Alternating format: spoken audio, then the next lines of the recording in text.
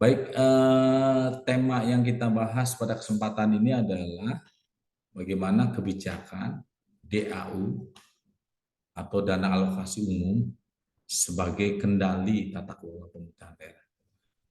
Di sini ada keywordnya adalah kendali.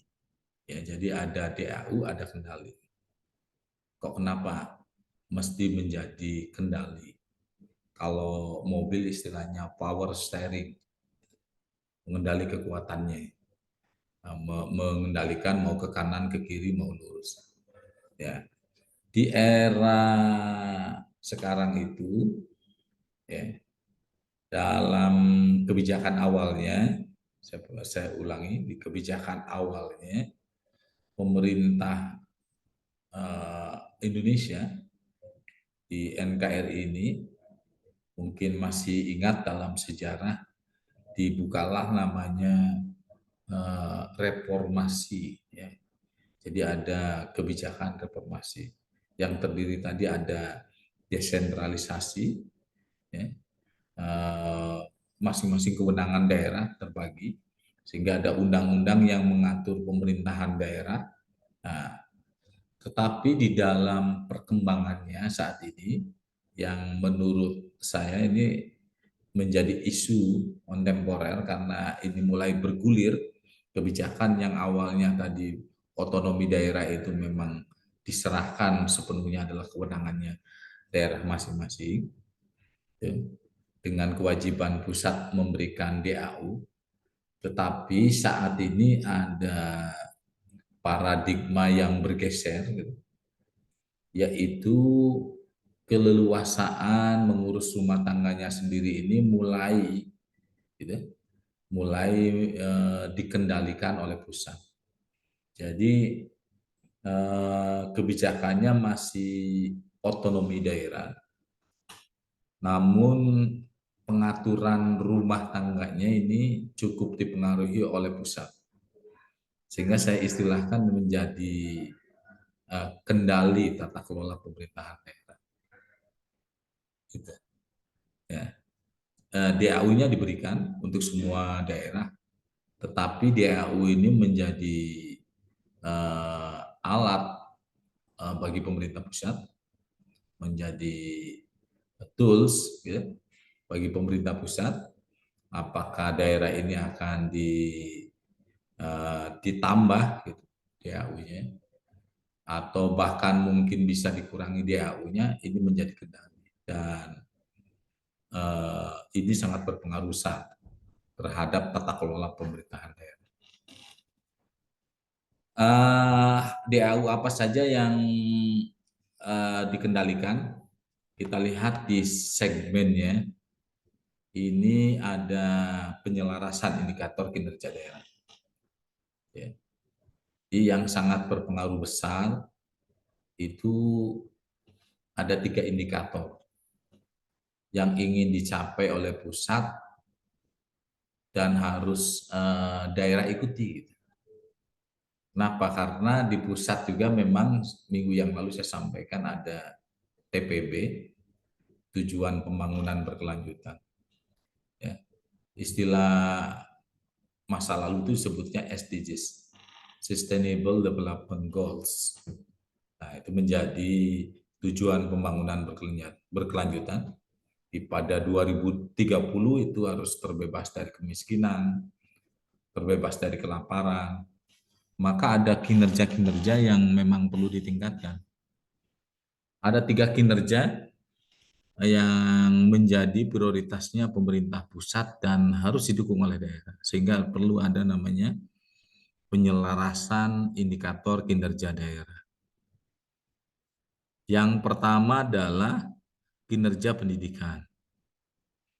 Kinerja ini untuk menjamin bahwa seluruh warga negara, seluruh penduduk pada usia sekolahnya, dia memperoleh hak pendidikan. Ya, bahkan warga negara yang sudah terlewat usianya pun tetap diberikan hak pendidikan melalui jalur yang lain, misalnya non formal. Dan itu tertuang di dalam Undang-Undang Dasar dan undang-undang. Bahkan rujukannya penjabarannya kepada peraturan pemerintah dan peraturan menteri yang oleh daerah bisa dijabarkan lagi menjadi perkada peraturan daerah ataupun perkada peraturan kepala daerah. Kinerja pendidikan ini adalah merupakan titik tolak keberhasilan suatu negara. Kalau pendidikannya dia tinggi, maka ini bisa mendongkrak, menunjukkan bahwa kualitas sumber daya manusianya tinggi. Maka perlu didukung dengan kinerja pendidikan. Dan sekarang ini sudah kinerja pendidikan sudah sampai pada pencapaian pendidikan tinggi. Jadi sampai harus lulus, harus sampai kuliah gitu. Kemudian yang kedua adalah health performance.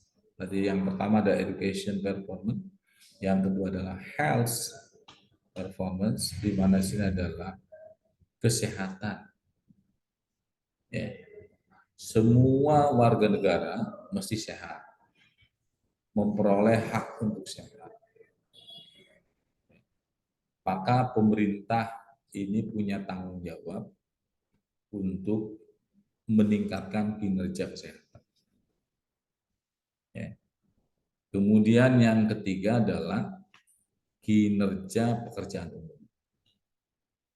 Pekerjaan umum ini tidak menjadi ukuran di indeks pembangunan manusia sebenarnya, tetapi sangat mendasar ketika kinerja pekerjaan umum ini dilakukan, maka akan mendongkrak ya, leverage for ekonomi, mendongkrak daya beli masyarakat.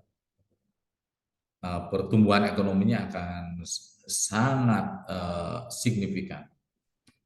Sehingga tiga kinerja tadi, ketika kinerja pendidikan ditingkatkan, kemudian kinerja kesehatan ditingkatkan, lalu kinerja pekerjaan umumnya juga dioptimalkan sampai menjadi totalitas, maka ini pengaruhnya sangat besar. Ya. Influence for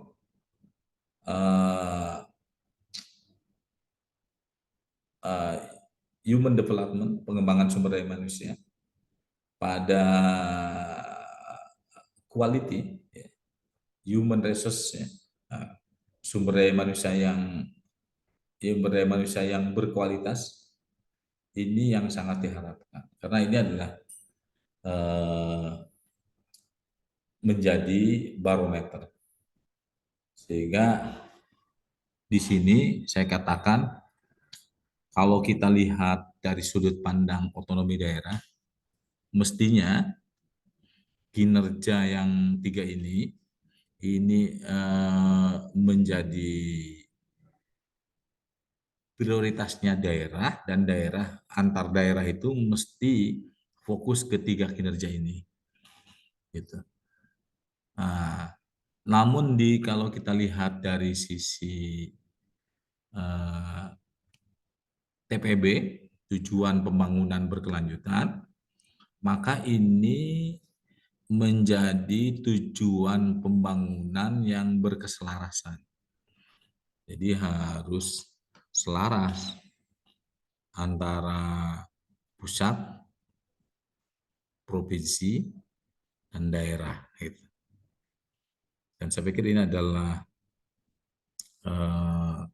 isu yang perlu kita gali. Permasalahannya kenapa pendidikan tidak maksimal, kesehatan tidak maksimal, pekerjaan umum masih banyak PR, itu yang menjadi analisis para mahasiswa semua yang bisa melihat mungkin kalau konteksnya luasan populasi sampel se-Indonesia itu kan terlalu besar. Bisa melakukan analisis kajian pada wilayah tertentu, misalnya kabupaten kota, ya, atau pada skup yang lebih mikro, ya, lebih mikro yaitu di tingkat desa. Gitu. Jadi bisa melihat menganalisis, karena ini kan harus melihat titik persoalan, berarti mengidentifikasi permasalahannya, lalu menemukan masalah yang mendasarnya apa, menjadi penyebabnya, gitu kan. Kemudian dicari ada mungkin teorinya apa, teori yang mendukung bahwa pendidikan itu hal yang mendasar, kemudian kesehatan juga menjadi kebutuhan dasar, dan pekerjaan umum juga mesti eh, eh, dilakukan secara berkelanjutan supaya ada stabilitas dari pembangunan itu. Ini tiga indikator yang mesti diselaraskan antara daerah, daerah itu kabupaten kota, dengan provinsi, dengan pusatnya. Jadi bisa pendekatannya top down, pusat ke daerah, atau bottom up melalui forum musyawarah pembangunan atau sebut musrenbang. Ya, dengan pendekatannya adalah bottom up.